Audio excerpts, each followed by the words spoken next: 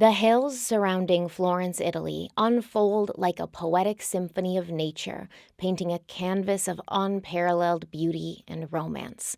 As the sun begins its descent, casting a warm golden glow upon the landscape, the rolling hills come alive with a palette of rich green hues, dotted with cypress trees and olive groves. The air is filled with the heady aroma of blooming flowers and the sweet scent of Tuscan herbs. And as the day surrenders to the night, the hills come alive with the soft amber glow of quaint villages nestled amidst vineyards, offering a breathtaking panoramic view of the historic and prolific city of Florence below. It was within this golden hour tableau that so many young couples found much-needed privacy to conduct the business of intimacy away from prying eyes, or so they thought. You see, it is very much an Italian cultural tradition for young people to live with their parents until they're married, and this practice, which is rooted in familial closeness, often means that couples would find creative ways to be together, leading to the quintessential romantic act of making out in cars. The car, in this context, transforms into a sanctuary where whispered confessions, hopes for the future, and stolen kisses carry the weight of youthful desire. And in Florence, these love-struck individuals would head to the hills outside of the city, where they could find not only peace, but surroundings that seemed tailor-made for romance. It was well known that on any given weekend, parked cars with steamed windows could be seen on dirt side roads throughout the hills. But little did these couples know, their privacy was just an illusion, and they were not alone. As they embraced, the monster of Florence was on the prowl, waiting for the lovers to be so entranced with each other that they wouldn't notice him creeping from the darkness of a moonless night, the sharp glint of a gun in his hand.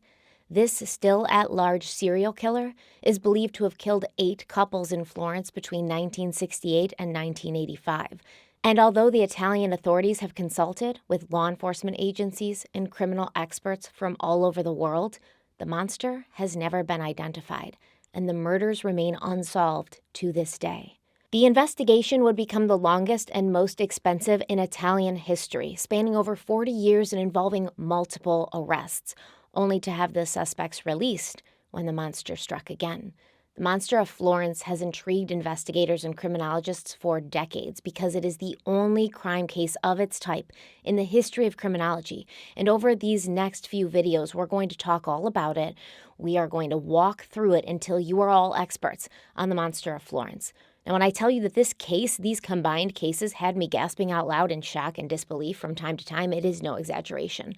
Everything you would expect from a typical serial killer, the monster of Florence said, no, I'm not like other girls. I'm going to do it my own way. It has been a long time since the research for one of my videos has captured my attention so much that for a few days I couldn't eat, I couldn't sleep. I was too busy devouring everything I could find because I needed as full a picture as possible to present to you. There are so many theories surrounding the monster of Florence, and this case is one of those rare occurrences where a lot of these theories have teeth, meaning they're plausible. Many people believe that the killer was not just one person, but a group of people working together. There have been connections made to Satanism. There are well-written essays and well-organized blogs that talk about the theory that the Florence monster and the Zodiac killer are one and the same. There is even an Amanda Knox connection. If you remember, Giuliano Mignini was a prosecutor in Amanda's case, and in 2001, he decided that the 1985 murder of Dr. Francesco Narducci was the work of the Florence monster. But Mignini also claimed that Narducci had been a member of a satanic sect who killed women for body parts that would be used in black masses. This sect contained some of the most successful and wealthy members of Italian society, including government officials and law enforcement. And the well-off Dr. Narducci had been tasked with keeping watch over the body parts until they were needed for a ritual, at least according to this prosecutor. Mignini went as far as to bring indictments against 20 people. That's how much he believed that there was some sort of black mass satanic sect of very high up Italian individuals who were going after women and using their body parts for, I guess, rituals of some kind. So this is the journey we're on now. Grab a coffee, grab a snack, put your feet up, and let me transport you to the monster's hunting grounds, the beautiful rolling hills of Florence, Italy.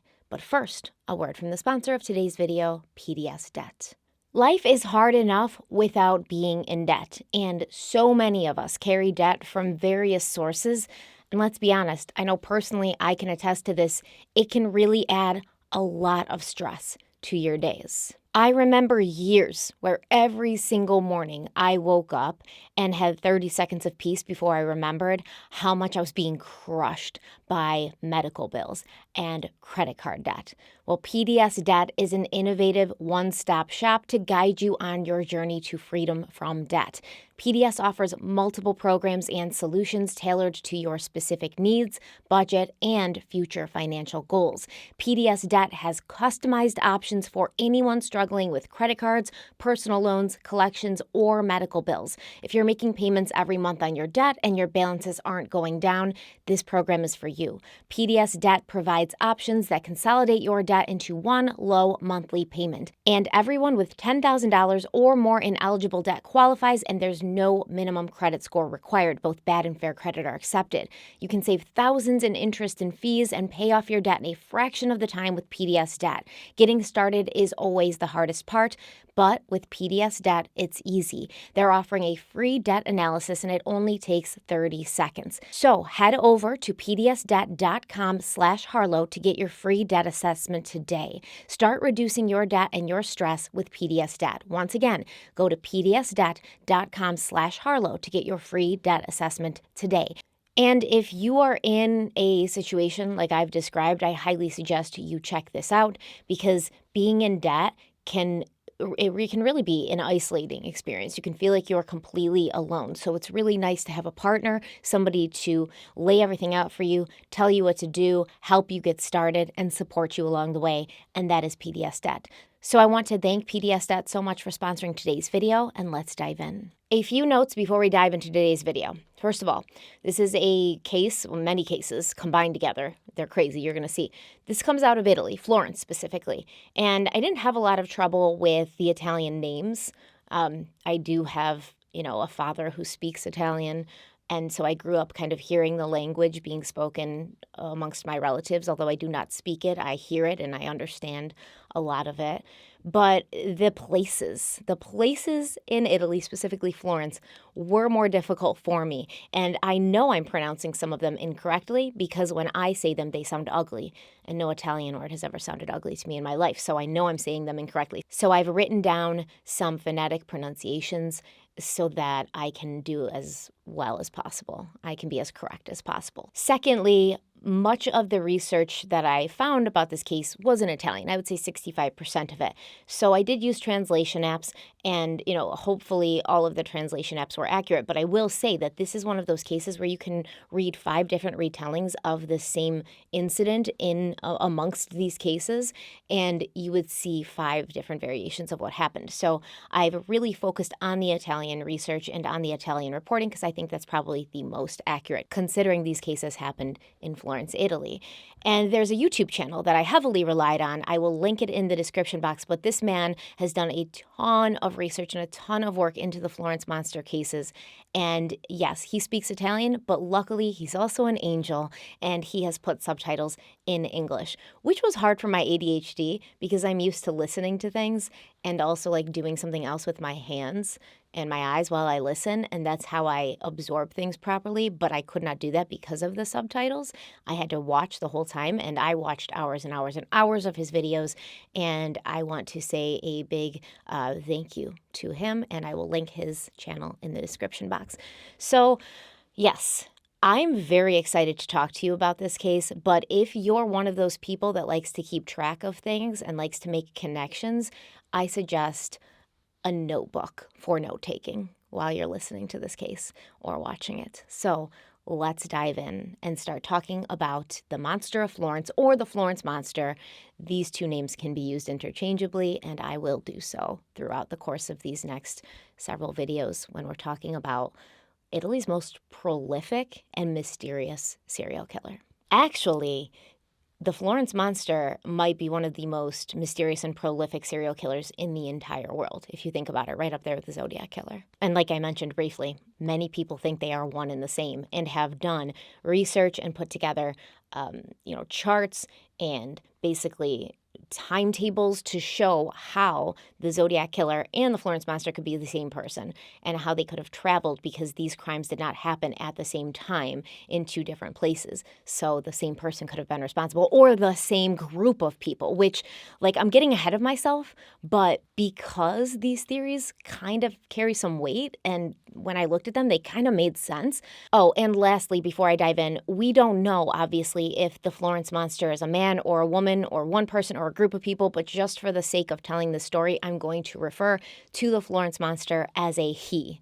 Just cause, it just makes it easier, and I definitely don't think that, even if it was a group of people, any women were involved in what happened to these victims in this case. That's just my opinion, okay? But I definitely don't think any women were involved. So we're going to go with he.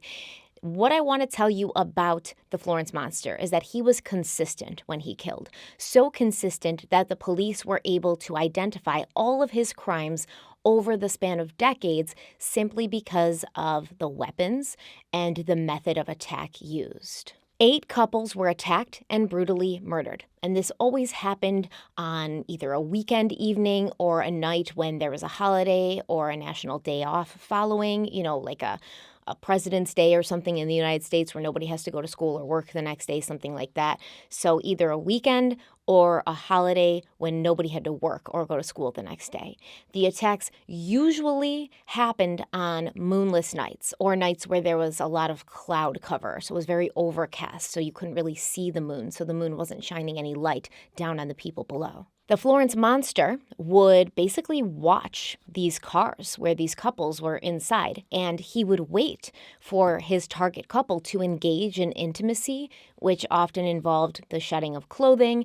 And then when the couples were sufficiently distracted, the monster would approach their vehicle with 2 weapons in hand. A .22 caliber Beretta pistol loaded with distinctive Winchester Series H bullets and a straight-edged knife.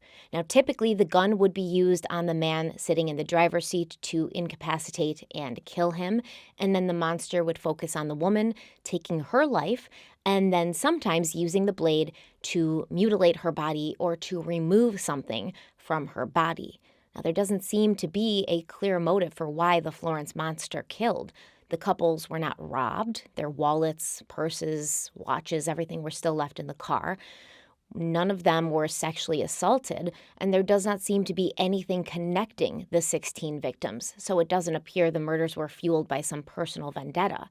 Another detail that tied these crimes together is that they all happened in and around Florence. Founded by Julius Caesar in AD 59, Florence was originally called Florentia, or flourishing, and it really always has flourished, becoming one of the most influential cities not just in Italy, but the world. In the heart of Tuscany, nestled along the banks of the Arno River, Florence emerged as a jewel of the Renaissance, forever altering the course of history and basically pulling the world out of the Dark Ages and into the light. In the 14th century, Florence blossomed into a cultural and economic mecca, its streets teeming with artists, philosophers, and merchants.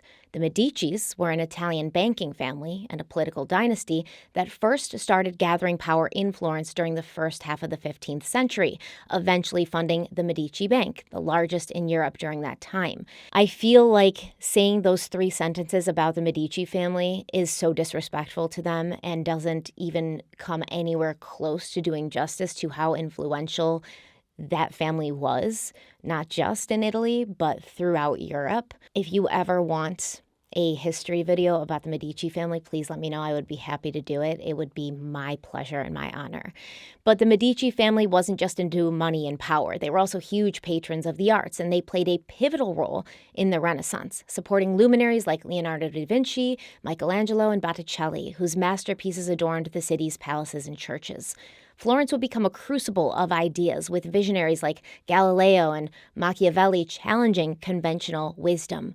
Leonardo da Vinci figured out how to make modifications to the printing press, which had been invented about 500 years prior, and he figured out a way to make the printing press operable by one man instead of several men or people. And this further fueled the dissemination of knowledge, sparking an intellectual revolution that reverberated across Europe. As the Renaissance unfolded, did, Florence's impact rippled globally. The city's emphasis on humanism, classical education, and scientific inquiry laid the groundwork for the Enlightenment. The Florentine legacy echoed through the ages, influencing thinkers like Voltaire and shaping the foundations of modern democratic ideals. Today, Florence stands as a living testament to its rich history, home to 1 million people throughout its metropolitan area, with the city acting as a major fashion and economic hub, as well as welcoming millions of tourists a year who want to stroll along the same cobblestone streets that the great thinkers throughout history also walked along. For being so well populated and well traveled, Florence has consistently been known as a safe city with a low crime rate and a quick-acting professional police force. You may get pickpocketed while you're there, but Attenzione, pickpocket! Pickpocket! you will very rarely hear about violent crime, and the city has always been like this, safe, a big city with a small town heart, which is why, when the Florence Monster began prowling the hills rising over and around the city, leaving bloody and mutilated bodies in his wake, everyone took notice. This isn't technically where the story starts, but it is where our story starts, if that makes sense. We're heading to Scandi, a place with rolling hills dotted with vineyards and olive groves, offering panoramic views of the tranquil countryside as well as the bustling city of Florence below. It was within this peaceful and natural beauty that off-duty police officer Vittorio Sifone and his young son decided to take a morning drive on Sunday, June 7th, 1981, to collect some water from a nearby spring. As they drove, the boy asked his father if they could stop so he could get out of the car and pick some flowers. And when Vittorio followed his son to an olive grove near a winding country road called Via dell'Arigo, he spotted a copper-colored Fiat Ritmo parked off a small dirt path. All 4 of the car doors were closed, but Vittorio spotted a woman's purse with its contents scattered on the ground near the driver's side, so he approached the car to get a closer look. Inside the car, he saw a dead man in the driver's seat, with his head presumably facing his passenger, but the seat beside this man in the driver's seat, it was vacant. Nobody was sitting there. Vittorio Sifone and his son got back in their car and drove to a bar in Scandi where they called the police. When police arrived, they found the body of a young woman at the bottom of a slope about 20 yards away from the Ritmo. Documents in the purse identified this woman as 21-year-old Carmela Denuccio, and the man in the car was Carmela's fiancé, 30-year-old Giovanni Foggi. Foggi was an electric utility worker for a company called NL, and Carmela was a leather worker at the Gucci factory in Florence, where she worked with her father. The two had not been dating long, but they were madly in love and they had decided to get married. In fact, Giovanni had just asked Carmela's family for permission to take her as his bride on the same fateful night they encountered the Florence Monster. Giovanni had joined Carmela, her parents, and her 5 siblings for dinner at their home at around 7:30 p.m., and at around 10 p.m., he and Carmela went out for ice cream, telling her parents that she would be back by midnight at the latest. But instead of heading to their local gelato shop, the young couple drove to Via dell'Arigo before turning off the main road onto a small dirt road that entered into an olive grove. And it was there, in the isolation of the olive trees, Giovanni and Carmela reclined their seats and began to get undressed. When Giovanni was found, he was dressed and his pants were pulled up, but in an odd manner because one of his legs was exposed. Carmela was found lying on her back, completely dressed but barefoot. Her shoes would be found in Giovanni's car, but the most horrific thing about the scene was that although Carmela was dressed, her jeans had been cut only at the crotch area. And when police found her body, they were shocked by the state that she was in. Her legs were spread apart, and her pubic area had been precisely and almost surgically removed. And the necklace that she was wearing was found in her mouth. It wasn't taken off and found in her mouth. It was still around her neck and placed in her mouth. A later autopsy would reveal that both victims had been shot multiple times while sitting in the car, and a forensics team found 4 bullet casings on the left side of the vehicle near the rear wheel. 3 more shell casings were found inside the car, 2 were on the floor mat, and 1 was on the back seat. Giovanni had been shot twice in the back of the head, and it's believed that these bullets went through the closed driver's side window. One of these shots went into Giovanni's brain. He'd also been shot once in the chest, with the bullet entering his heart. As if shooting him was not enough, the monster also stabbed Giovanni 3 times, twice in the neck and once in the chest. Carmela had been hit by 6 shots. One bullet had gone through her right arm and exited through her elbow area. Another one had entered the outside of her right forearm. A bullet had grazed her chin, and another entered through the left side of her neck, lodging itself in her spine. Yet another bullet had entered through the left side of her back, hitting her heart. Florence medical examiner Mauro Mori would report that Carmela's pubic region had been removed using 3 precise cuts. The first clockwise, the second counterclockwise, and the third was made from top to bottom to detach the piece of Carmela's body that the killer wanted to take. The medical examiner also said that in his opinion, these incisions had been made by someone with no hesitation, a lot of determination, and nerves of steel. It was believed the murders happened between 11 p.m. and midnight, and a farmer who lived across the road would tell investigators that in the late evening of June 6th, he had heard the sound of John Lennon's Imagine playing from a car parked in the fields, but the song had abruptly been turned off in the middle. It is believed that Giovanni and Carmela had been to this spot hidden amongst olive trees many times before, and they felt safe and comfortable there. When they parked, Giovanni reclined his seat and began removing his pants, only getting his left leg out before the Florence monster approached his window and started shooting. Police believe that Giovanni was looking to his right, either saying something to Carmela or removing his right leg from his pants, which is why the first 2 shots went into the back of his head. The killer then turned his attention to Carmela, shooting her several times, twice with his hand outside the car, and several more reaching his hand into the car, disabling and then killing her. Once both of his victims were dead, the killer stabbed Giovanni 3 times before reaching over both bodies and unlocking the passenger door. The killer then walked to the passenger side, opened it, and removed Carmela's body, throwing her over his shoulder or carrying her in his arms and bringing her down a small slope where he would not be seen from the road if cars passed. Using some form of light source, the Florence monster quickly and deftly began slicing between Carmela's legs, removing her pubic area and bringing it with him when he left the bloody scene behind.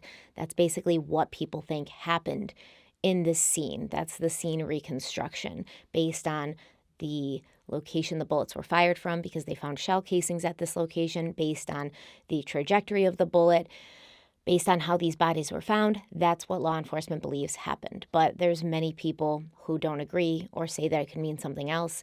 That's one of the difficult things about this case, is we wouldn't really know exactly what happened at the scene of these crimes, and there's no one who's ever lived through it to tell us. The area where Giovanni and Carmela were found was very close to a popular dance spot called Club Anastasia, and it was well known that the young people who visited the club would often sneak away in their cars and park in, the isolated areas nearby to get a little bit closer to each other. Now, this kind of well-known, not-so-hidden secret attracted a plethora of individuals to the hills surrounding Florence. Individuals who got a kick out of watching 2 people in the throes of passion. We call them voyeurs, or creeps. I call them creeps, but the technical name for them is voyeurs. During their investigation, the police discovered that there was a whole community of voyeurs, surprisingly well-organized and well-equipped creeps who would get together at a local restaurant called Taverna del Diavolo and discuss their nocturnal plans for the evening.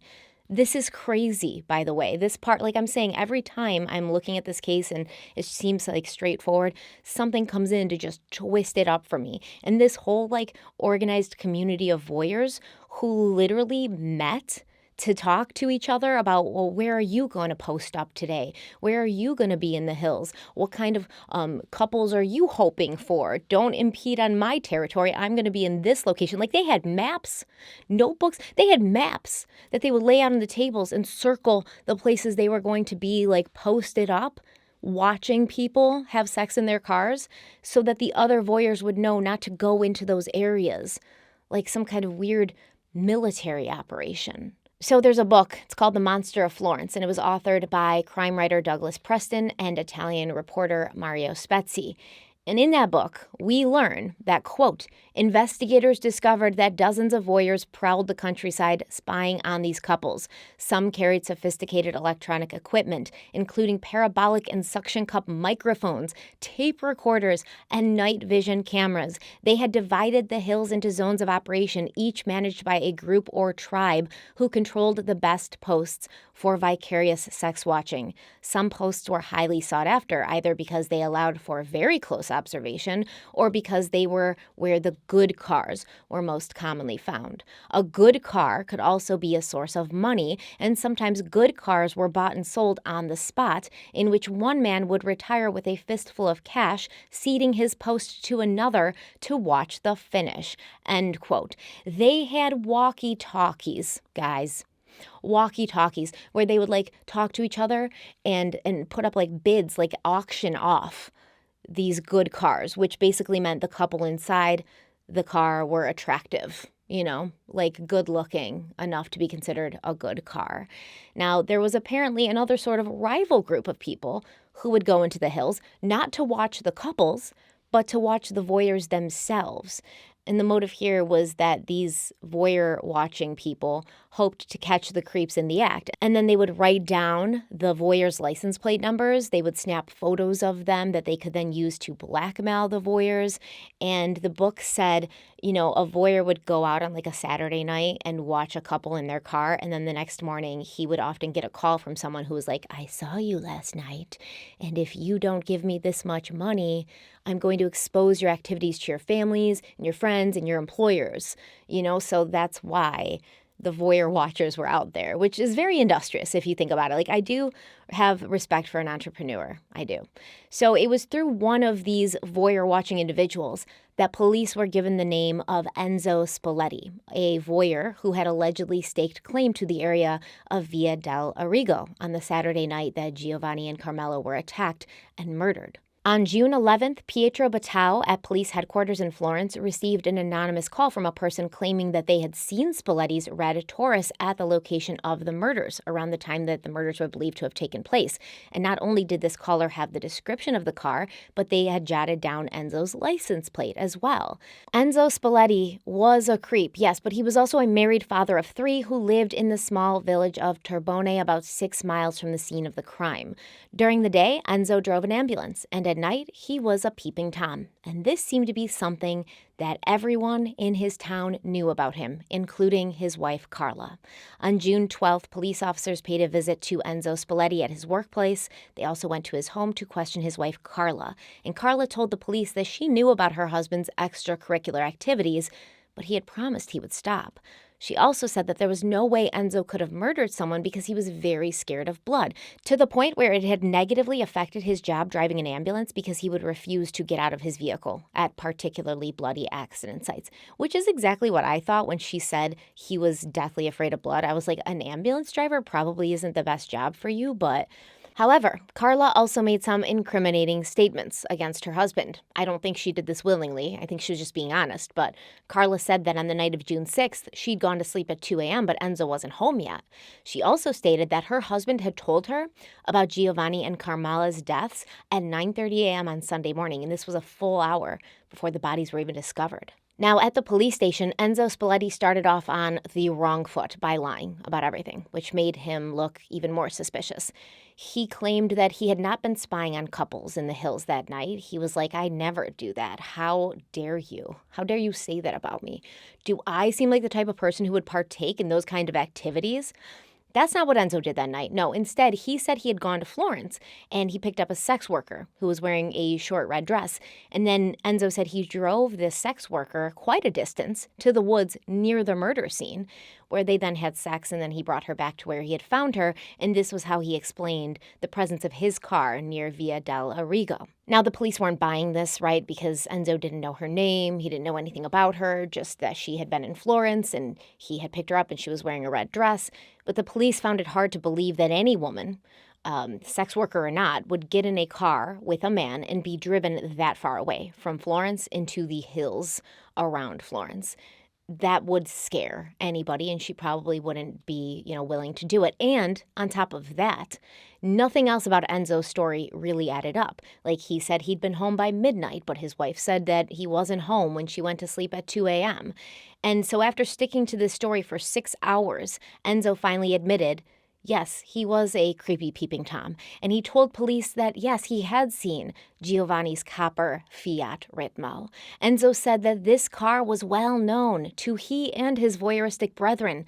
They considered it one of the good cars, very valuable, and he had personally watched this car more than once. This is so gross. It's so gross. I feel dirty talking about it. Can you imagine you're a young couple in love, madly in love, taking part in something so intimate and so special between the two of you, and some creepy creep like Enzo is like hiding in the bushes, like breathing heavy, just completely like shoving himself into your private, intimate moment. And this has happened more than once. Ugh, gross.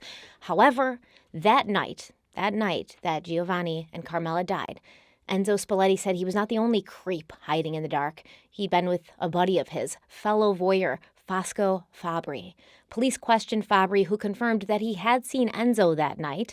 They'd gotten together with the other creepy men at the tavern before they all ventured out to their voyeuristic posts. But the next time Fabri saw Enzo was around 11 p.m. that evening, driving down Via del Arrigo. Since Enzo Spalletti had told the police he'd gotten home around midnight or 12:30 at the latest, but his wife had claimed he had not been home at 2 a.m. when she'd gone to sleep, Enzo was asked, "What did you do? What were you doing between midnight and 2 a.m.?"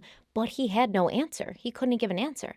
Now, they didn't have physical proof that Enzo had committed the crimes, but the police did believe he was lying and hiding something. So Enzo Spalletti was arrested and accused of reticence, which is a form of perjury. So Enzo wasn't technically accused of being the murderer. Police thought he was. So they just wanted to put him behind bars so they could continue collecting evidence and make sure that he wasn't attacking anybody else. Meanwhile, on the crime desk at La Nazione, 2 reporters were working on a story that would make a connection between the murders of Giovanni Foggi and Carmela Denuccio, and a similar crime that had happened 7 years prior in Borgo San Lorenzo, a quiet town buried deep in the countryside of Florence. This double murder had happened on September 14th, 1974, another moonless Saturday night. 19-year-old Pasquale Gentilcore dropped his younger sister Cristina off at a popular disco in Borgo San Lorenzo, telling her that he was going to pick up his girlfriend, 18-year-old Stefania Pettini, before they both met up with Cristina at the disco. At around midnight, Cristina called her parents in a panic, telling them that Pasquale and Stefania had never arrived, and no one knew where they were.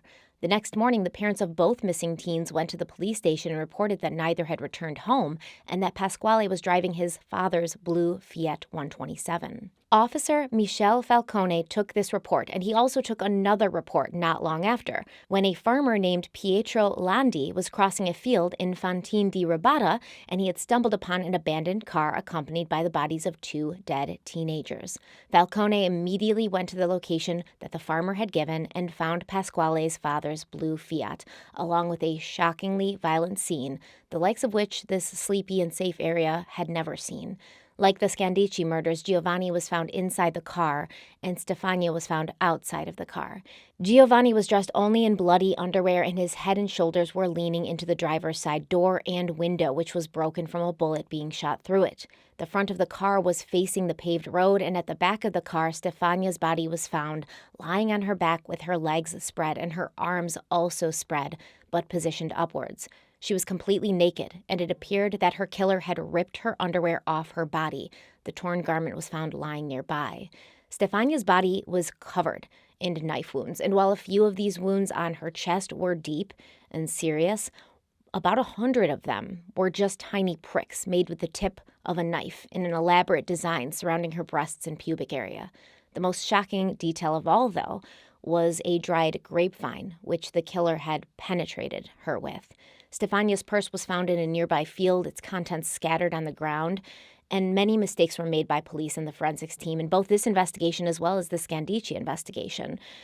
And we're going to talk about that in more depth later on in the series. But what you need to know now is that initially, no one even seemed to realize that Giovanni and Stefania had been shot. And it was only during the autopsy done by Florence medical examiner Maura Amari and his assistant Giovanni Morello when the bullet wounds were discovered. Now, by the time these wounds were found, the Fiat had been moved from the field and the crime scene was no longer secured, but police returning to the location were able to recover 5 bullet casings, although at least 3 or 4 casings were never found. Pasquale had been shot 5 times. 3 bullets hit him in his left side, with 2 of those penetrating his left arm first, and one of them hitting his heart, killing him. A 4th and 5th bullet hit Pasquale in his stomach. Stefania had 3 bullet wounds, 2 to her legs and 1 to her abdomen. And when these shots did not end Stefania's life, the killer attacked her with a knife, leaving the car seat she had been sitting in soaked with blood. Once she was dead, the killer dragged Stefania by her feet to the spot where she would be found behind the car. And this is indicated by a patch of blood found in the grass outside the car and drag marks. So this was a little different because in the Scandi murders, the killer took the woman out of the car and carried her.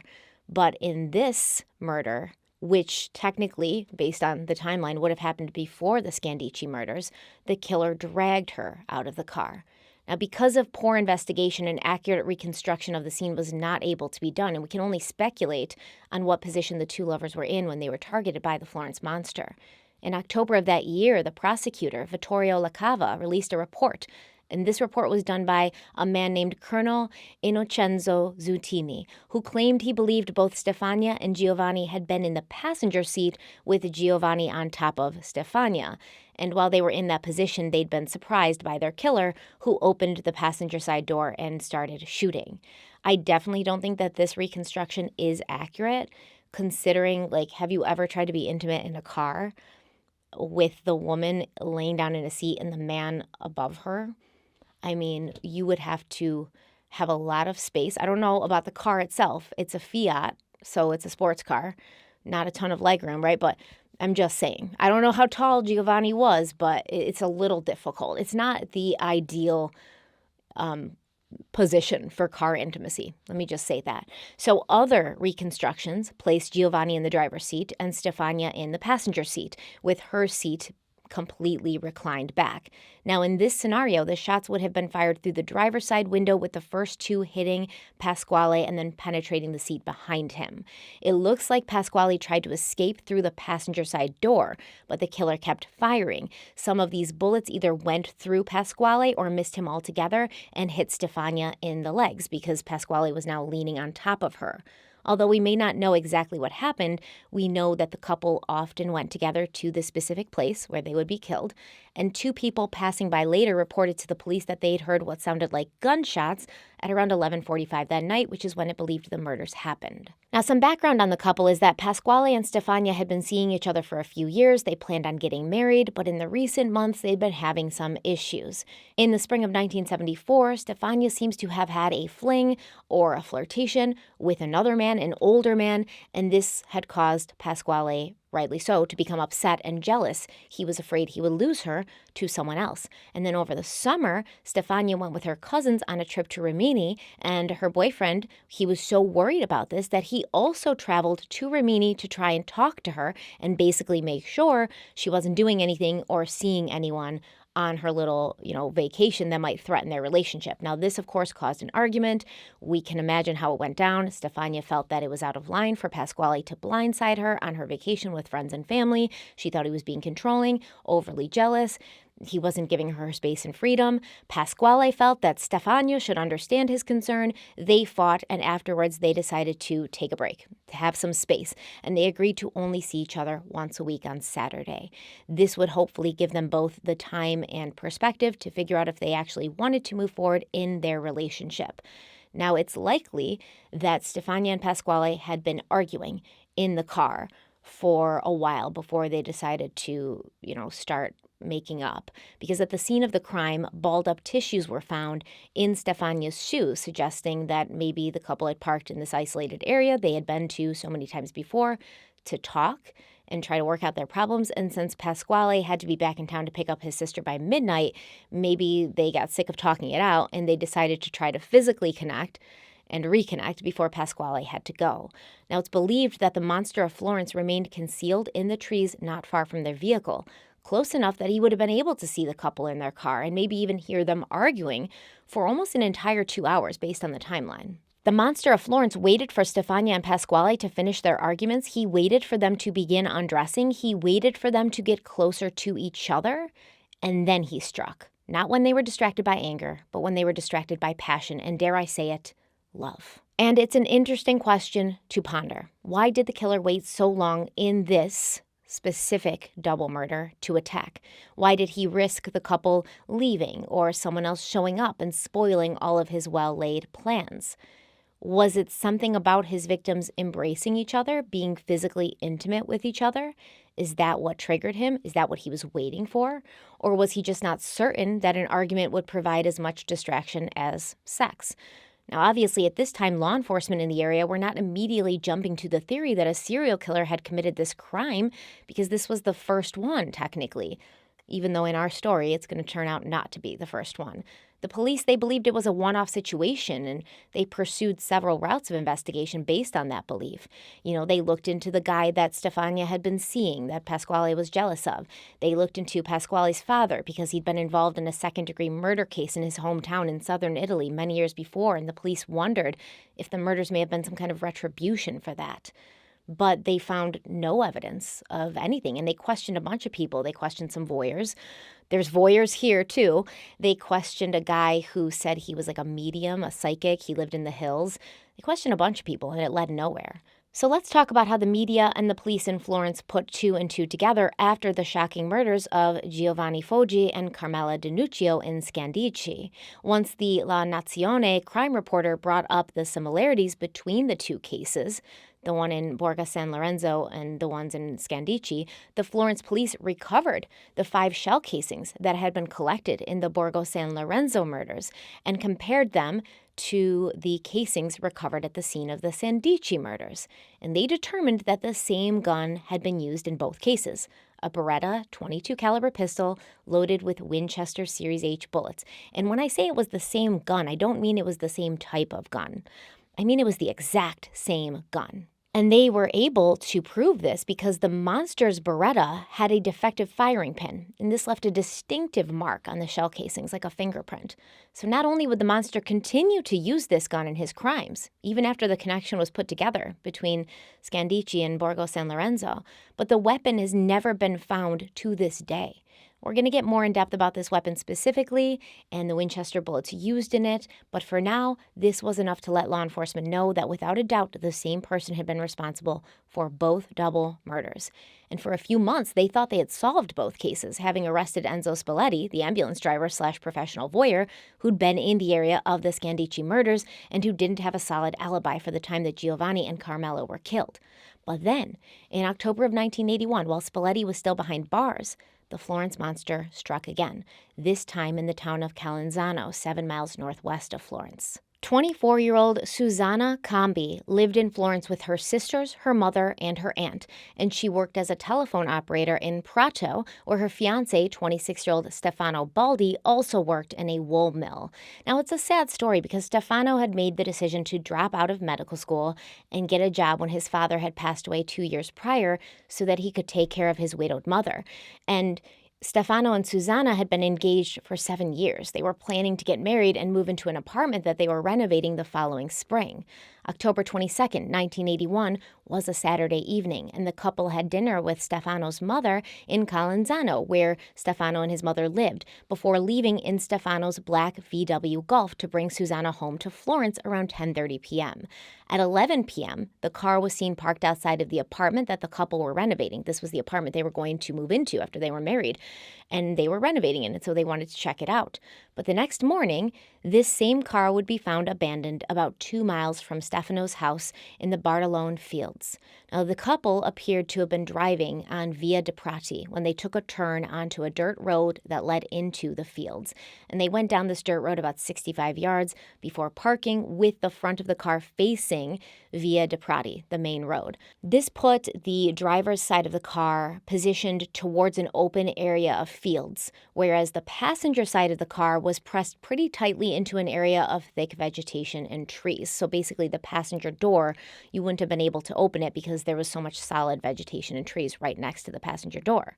Now, the bodies of both Stefano and Susanna would be found outside of the car, and this is the first and last time that the Florence monster case will have the bodies of both the male and the female removed from the vehicle. But as we go over the reconstruction of what happened to these two young people, you'll understand why. The passenger seat where Susanna had been sitting was reclined all the way back. The driver's seat side was in a fully upright position. It's believed that as the couple started to undress and get intimate, the killer emerged from the thick vegetation on the passenger side of the car, and as he had done in his previous attacks, he fired 2 shots quickly through the window, shattering the passenger window.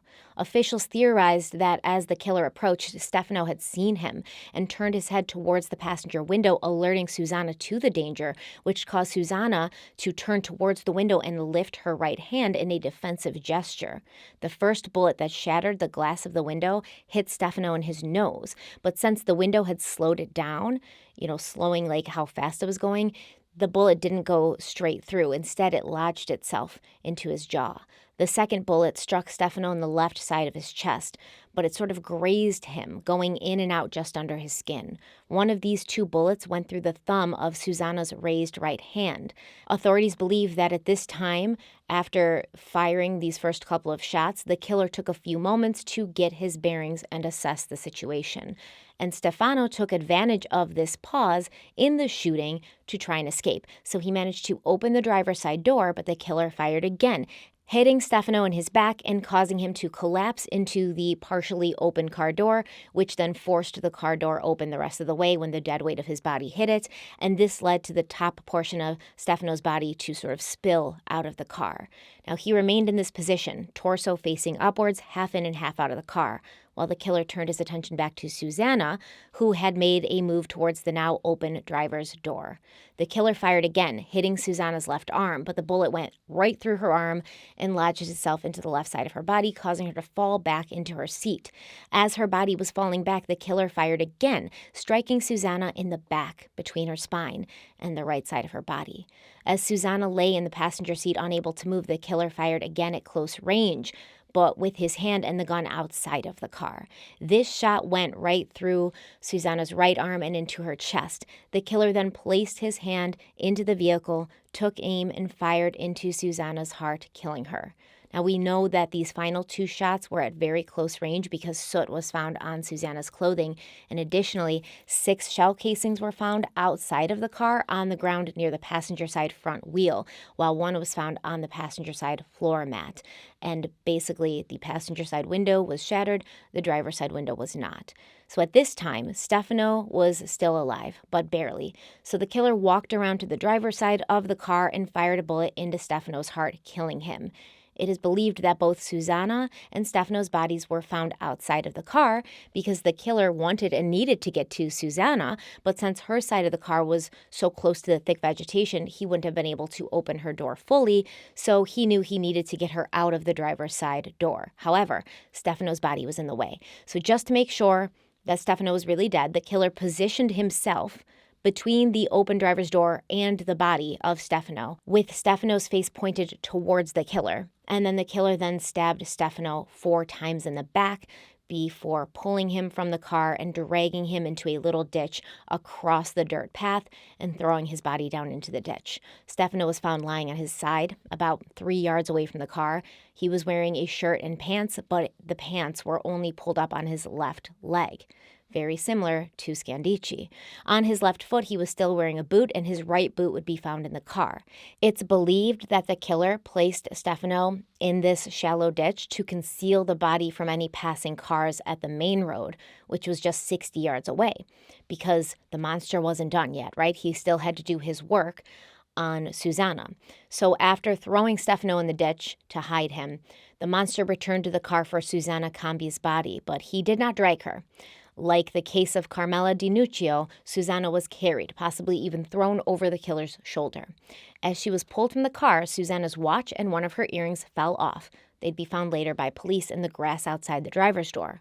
Her body would also be found in that shallow ditch, basically on the other side of the car. So if this is the car and this is the driver's side, and this is like a dirt path, and then this is the ditch, the killer pulled Stefano out of the driver's side and threw him into the ditch, like directly across. When he pulled Susanna out of the same driver's side, he did also bring her to the ditch, but pretty, far away from Stefano. Like their bodies were on almost opposite ends of the car. So when Susanna was found, she was found to be in almost a seated position. She had a shirt and a sweater, like a little cardigan on, with buttons, but they had been pulled off and they only remained in place on one of her arms. Her tank top and bra had been pulled all the way up to her neck. Her skirt had been cut from her body. Her underwear had been cut from her body. And she was found to have wounds similar to those of Carmela. But unlike Carmela, the killer didn't stop with just removing the skin of the pubic area. So for a quick biology lesson, the female reproductive organs are divided into two categories, internal and external genitalia. The internal genitalia are going to be your vagina, your uterus, your cervix, your uterine tubes, your ovaries. The external genitalia are going to be things like the clitoris and the labia. I shouldn't feel weird talking about this. Like the fact that I feel weird talking on YouTube about basic human anatomy, more weird than I feel talking about murder, it's a problem. But I don't want to offend anybody. But I want to be very clear that in the Scandi case, the victim had only had the basically skin removed from the pubic area. But with Susanna, these cuts were deeper, and they removed not only the skin covering the pelvis, but also some of her external reproductive organs. And this has caused many experts to believe one of two things. Either the killer became more bold and comfortable as he went along, or the Florence monster crimes were committed by more than one person working together. There was also a wound found under Susanna's breast, and the coroner referred to it as a cutting wound, but it wasn't very deep. It wasn't very large. And in later monster cases, some of the victims will be found with their breasts cut off and removed. And so it's a theory that the monster sort of experimented with this on Susanna's body, but didn't go through with it, at least this time. The Florence medical examiner, Mauro Mari, concluded that the cuts to Susanna had been made with the same knife that had been used on Carmela. It was a single, very thin blade, and Mari felt it could possibly have been a scuba knife. At the scene, police had found a few boot prints in the soft, moist ground, and a cast of these prints would be created for comparison purposes. Now, these were a size 44 boot, which in the United States translates to about a size 13 or 14, which I think is probably above average for shoe size, because from what I could tell, the average male shoe size in the United States is around 10 to 10 and a half. There were also dog paw prints found and a granite pyramid-shaped stone, which those in Florence would typically use as doorstops to let in breezes during a hot Italian summer. So this pyramid-shaped rock also had some paint on it, I believe like orange or red, and they did take this in for evidence, even though they didn't know if it was connected to the murders. I mean, they didn't even know if the footprints or the paw prints were connected to the murders. They just had to collect everything around in case they were. Now, reportedly, Susanna was holding brown hair in her hands, and two long brown hairs were found under the first finger of Stefano's right hand. This nail also appeared to have been damaged, possibly in a struggle, which means there is a potential that Stefano and Susanna had grabbed DNA of their killer. But it's also like the early 80s, so what are they going to do with it at that point? Not much. Unlike the previous Florence monster killings, there seemed to have been an eyewitness or eyewitnesses who may have spotted the monster himself. The night that Susanna Cambi and Stefano Baldi met their fates, another young couple were driving in Calenzano in roughly the same area. On October 23, 1981, at midnight, Giampaolo Tozzini and Rosella Parisi were driving in their car along Via Mascagni headed towards Via del Molino. On this route, the couple had to cross over a very narrow bridge, which led to Via di Prati, which remember was the road Stefano and Susanna were parked off of. Now, as they crossed this bridge, the couple saw a red Alfa Romeo driving onto the bridge very fast, and this caused Giampaolo to have to stop his car so that he didn't collide with the very fast-moving sports car. Giampaolo and Rosella were able to get a good look at the driver because the Alfa Romeo and its occupant had to pass by them at a very close proximity since this was a very narrow bridge, and the car couldn't speed past them. It had to squeeze by them slowly. So the couple described the driver as being a white man in his 40s or 50s. He had a round face, large eyes, a hooked nose. He was balding, and he was wearing dark clothes. But the most significant thing about this man was the expression on his face, which was very clearly distraught, upset, and stressed. The young couple would later speak to the police and give this description, leading to the first identikit in this case, which was a police sketch done by a police artist. And this would be the first illustration of what the monster of Florence might actually look like. But at first, the police kept all of this information to themselves. The sighting of the red Alfa Romeo, the police sketch, they didn't release anything because Florence was already abuzz with the talk of potential serial killers. Young couples were terrified of going out at night to share some alone time, and public pressure on the police to remove a killer from the streets of Florence was intense. The police didn't want to cause any more alarm or panic, and they certainly didn't want to be overwhelmed with tips when every person in Florence felt like they knew someone who looked like the identikit of the Florence monster. Basically, the police didn't want panic or false accusations to take away or muddy the water of the investigation, which is exactly what ended up happening when they did release all of this stuff the following year. Everyone thought the picture of the monster looked like a man who owned a butcher shop in the city, and everyone crowded outside of the shop every day, comparing the owner to the picture in the paper, until the shop had to eventually close down. And I don't mean that they stood outside comparing him. I mean, they would one by one go into the shop with the newspaper that had the identikit in it and like hold it up to him and be like, "Murderer," and then run out. And this guy had to shut his shop down, his butcher shop. Now, the owner of a pizza shop was also harassed and had crowds at his business comparing him to the identikit. And sadly, he ended up taking his own life. And I mean, maybe there's some context there. Maybe he was already going through something, but he probably didn't need that. A taxi driver in Florence looked so much like the identikit of the Florence monster that when the police finally brought him in for questioning, he was relieved. He was relieved. He was eager for the opportunity to provide an alibi and clear his name. He claimed that all of his passengers would get out of his cab as soon as they saw him, and he hadn't been able to get a fare since the monster's picture had been published in the paper. But obviously, after what had happened to Stefano Baldi and Susanna Cambi, ambulance driver and professional creepy man Enzo Spalletti was released from jail where he had been when the murders happened, because they were like, oh, well, I mean, people are still getting killed. Couldn't have been you. It could have been if he was working with a group of other people, but we'll get to that. So on June 19th, 1982, the Florence monster struck yet again, almost as if all of the publicity and horror surrounding his crimes had added fuel to his fire. 20-year-old Antonelli Migliorini and 22-year-old Paolo Magnardi had been engaged to be married for 5 years, and their friend group called them Vinavel, which apparently was a popular brand of Italian superglue. The couple had gotten their relationship nickname because they were reportedly inseparable. They did everything together. They were best friends. They were deliriously happy and in love. They didn't even mind getting made fun of by their friends who said that they were stuck to each other with super glue. Now, the reason why they hadn't gotten married yet was because Paolo's father had recently passed away, and also they were waiting for construction on the home that they were building to be completed. But on this specific Saturday night, Antonella and Paolo had dinner with some friends, and then they socialized in the Piazza del Popolo in Montespertoli, which is a beautiful hilltop town where many nobles from Florence actually built their villas and castles throughout history due to its natural beauty and stunning views of the city. It was kind of like the place that the nobles of Florence would go to during the hot summers to get some fresh country air. So after hanging out with friends, the couple drove off in Paolo's Fiat 147 to find a place to be alone. But Antonella, like many other young women in Florence, was terrified of the now notorious Florence monster, and she expressed this to her fiancé. And of course, Paolo wanted to make sure that, she felt safe, but he also had needs, and he wanted to get closer to her. So they drove to Via Virginio Nuovo, a well-traveled and paved road outside the little village of Baccacciano, and parked in a little clearing off the road with the back of the Fiat facing the road. Now, it's just kind of interesting. This isn't in my script, but there was a clearing there where there wasn't any other clearings like that on this road, because apparently not long before the couple parked there, there had been a race, like a foot race on this street.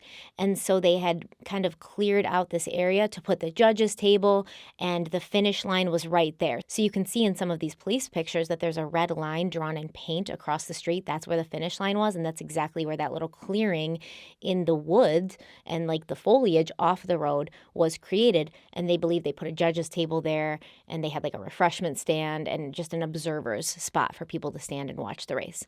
So they park here in this clearing. The back of the Fiat is facing the road. Now, what happened next shares many similar details of other Florence monster crimes, but also a few things happened that clearly the monster was not expecting, which made the completed crime scene a puzzle to piece together. This spot seemed to be safe because it was a Saturday night, and this road, Via Virginio Nuevo, was already a pretty busy road, made more so by a local patron saint festival taking place not far from there. So there was a lot of people driving up and down the road. It wasn't that late. It was a Saturday night. The weather was nice. And this was unlike a place that most couples would park and be attacked by the monster. And the specific area that this place was picked was because they were afraid of the monster. Paolo didn't want to bring his fiancée somewhere that was isolated where they could potentially be sitting ducks. So at around 11:45 p.m., 3 young people were driving down Via Virginio Nuevo when they passed Paolo's Fiat parked in the clearing. The windows were rolled up and foggy. The car's dome light was on inside, and the 3 people driving past, they knew what was up. They weren't like, what's going on here? Is this something nefarious? No, they're like, okay, they're getting busy in there, like we all do. In Florence, we get in cars and we make out and feel each other up, so nothing to see here. Now, the car that passed Paolo's Fiat belonged to Francesco Carletti, but he wasn't driving and he wasn't alone. So one of his friends, a young woman who was trying to get her driver's license, she was at the wheel, and another friend was in the back seat. So Carletti and his friends drove on for about a mile before they encountered another vehicle, a Fiat 128, driving in the direction they had just come from. Now, the girl in the driver's seat of Carletti's car recognized the Fiat as belonging to an ex-boyfriend of hers, a man named Adriano Pogoleri. Adriano was in the car, but his friend Stefano Calamandrea was the one driving, and they were heading to a bar, and they too passed Paolo's Fiat, pulled off the road. But by the time Adriano and Stefano passed the car, it was in a completely different spot. In just a few short minutes, Paolo's Fiat had gone from being on one side of the road with the back of the car facing out to the other side of the road with the front of the car facing out. The back of the car was slanted downwards because its back tires were in a ditch and there was no interior light turned on anymore. So this was the first time that these 2 friends had even seen this car, because remember, it was the other car with the 3 people in it who had passed Paolo's car already and seen it in one position. So these 2 new people, Stefano and his friend, they would have no idea that anything was wrong. Once again, they just figured this car had gotten stuck in a ditch, but it must have happened earlier that evening because they didn't see any passengers or anyone standing around trying to get help. So Adriano and Stefano went on with their night, but down the road, a little bit of a ways, there was another couple parked. They were spending some alone time together. This was Concetta Bartolisi and Graziano Marini. They too were heading in the direction of Paolo's Fiat because when they had been parked, they'd heard loud sounds. It sounded like gunshots, and Concetta had become scared and asked if they could leave their parking spot. When they passed Paolo's car, they saw it in the same condition. It looked as if the driver had gone off the road and gotten stuck in a ditch before getting a ride out and leaving the car to be towed another day. But the eerie scene must have still stuck with both Adriano and Stefano as well as Concetta and Graziano, because Graziano thought he might have seen someone or something moving in the car. So he turned back to offer his assistance after driving a little bit of a ways. Now, when Adriano and Stefano found that the bar they were going to was closed, they also turned back to see if there was anything they could do to help. So this is like a human instinct. They looked at the car driving and they were like, it's probably just an accident, nothing to see here, no big deal.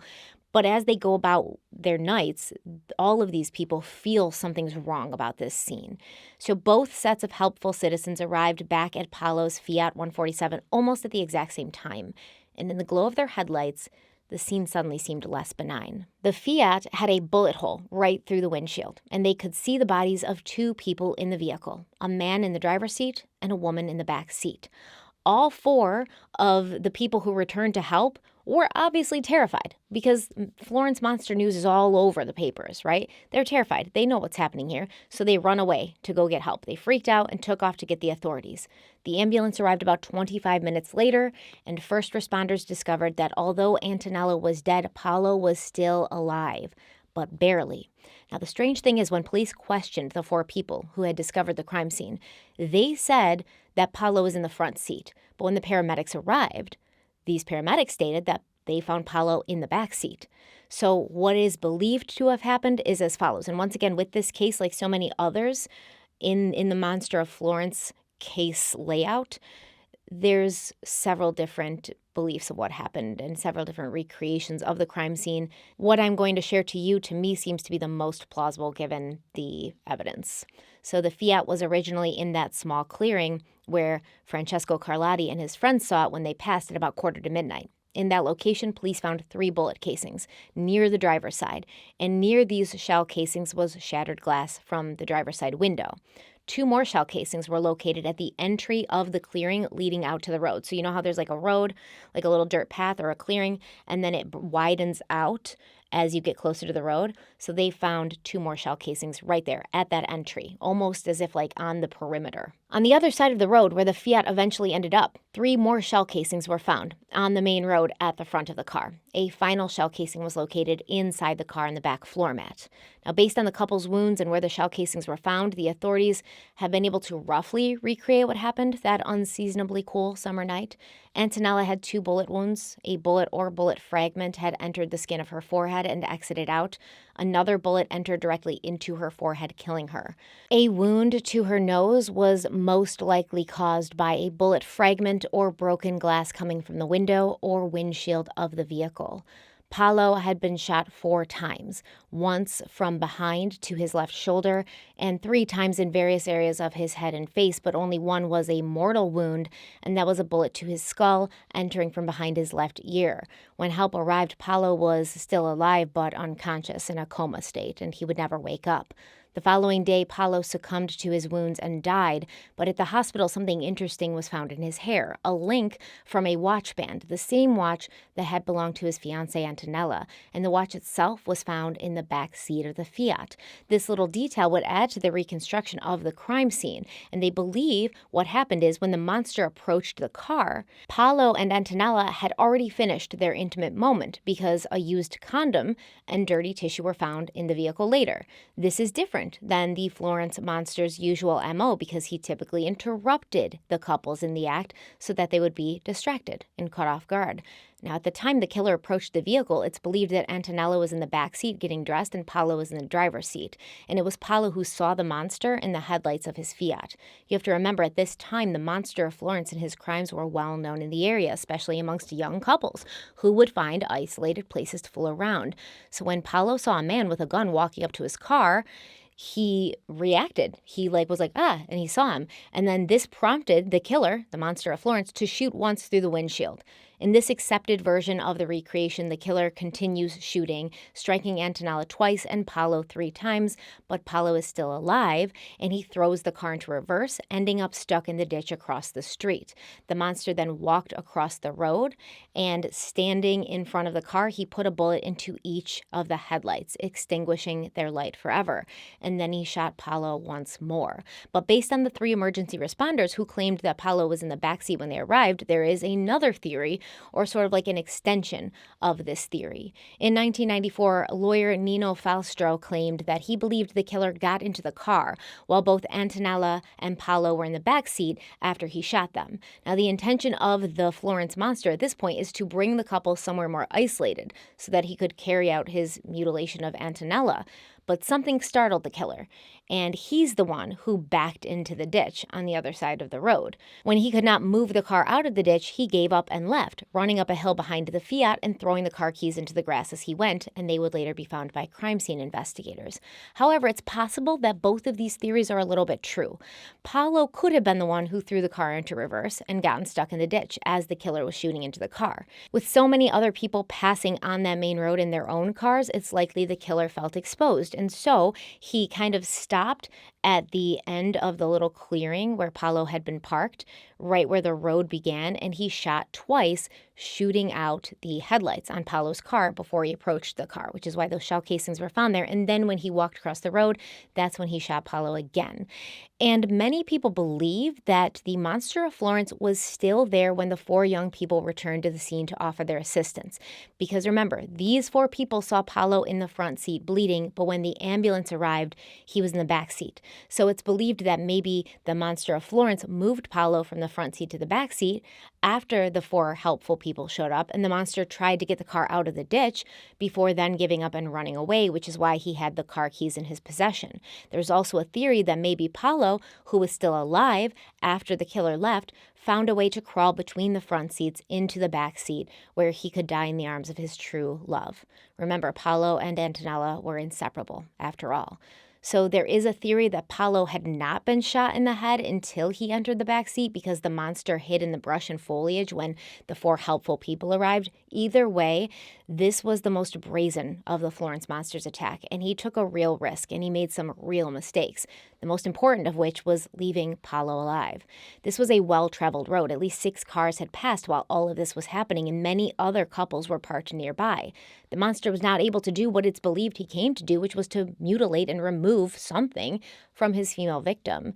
In the aftermath of this double murder, a Florence prosecutor named Silvia Della Monica had the idea to enlist the help of reporters in setting a possible trap for the Florence monster. Although Paolo had been in a coma by the time he arrived at the hospital, and he had died the next day, Silvia wanted the reporters to print that the male victim had been alive and responsive when he arrived at the hospital. And she was hoping that this would suggest to the monster that Paolo had talked, maybe had given a physical description of what the killer looked like. So this might trigger the monster to do something reckless or suspicious, like suddenly leave town or suddenly change his appearance. And not only did the papers print this not-so-accurate fact, but on June 30th, the sketch of the Florence monster from months prior was finally released to the public, along with the eyewitness sighting of the red Alfa Romeo, and this prompted hundreds of calls and letters to flood the police station in central Florence. One of these letters, though, would completely change the landscape of what everyone knew about the Florence monster. It arrived anonymously, and it included a news article, an old, weathered news article about a double murder from 1968. And the written words in the letter suggested that the police should take another look at that case. And that is where we will pick up next time. But let's not forget Stephanie's Small Business Showcase. So today's small business comes to us from Queens, New York, and it's called Gotham Thrift. The shop is run by one of my viewers, Jola, and her husband, and the shop's physical location is at 6101 Myrtle Avenue in Ridgewood, New York.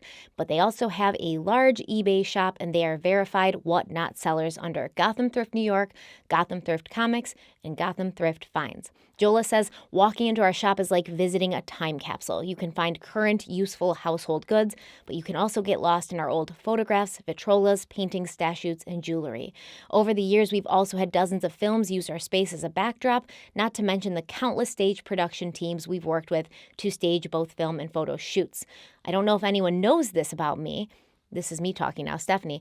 I love a good thrift shop. Okay, I love it. I never used to. This has been a new thing within the past 5 to 6 years. But every time I go to a new city, I try to visit at least one or two. And I love seeing the different things that each shop in different cities and different areas of the country kind of offer. Also, there's some great thrift shops and antique shops in London. I know that from when I was there last year. But was it last year? It feels like it's been 2 years at this point. It's been almost 2 years at this point.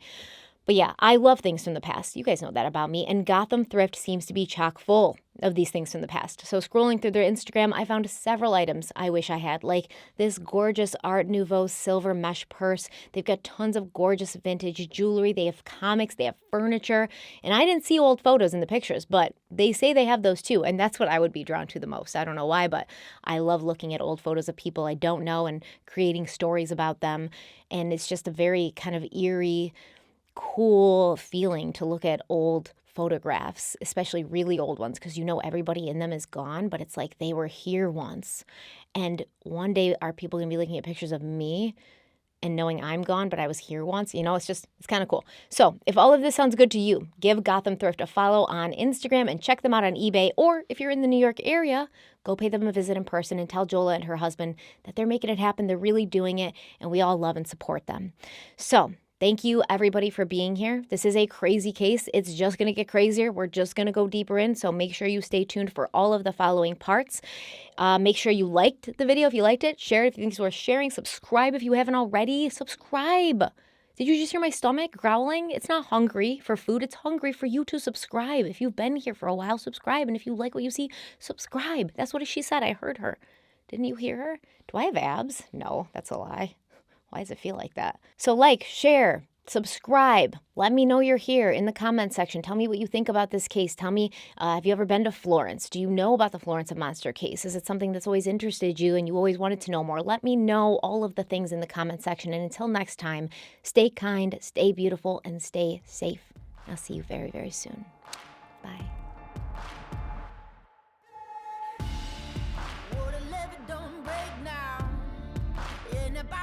Straight down, and that river runs deep, the mountains get steep, and the voices getting too loud. All these feelings I've buried, it's looking like a cemetery. They're coming back from the grave, calling out my name, better say a Hail Mary. Well, you don't know how deep it goes, until it's getting you slowly. So you got to let it go. I got blood.